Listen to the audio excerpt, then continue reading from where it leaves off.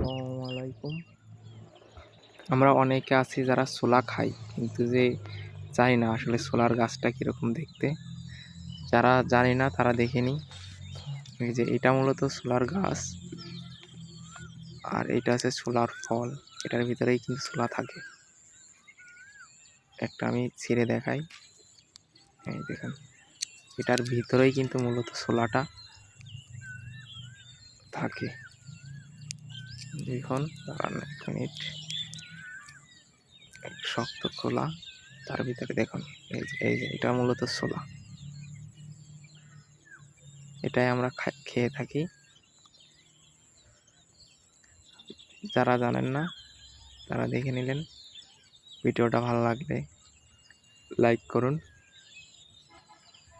নতুন কিছু দেখার জন্য চ্যানেলটি সাবস্ক্রাইব করুন। ধন্যবাদ।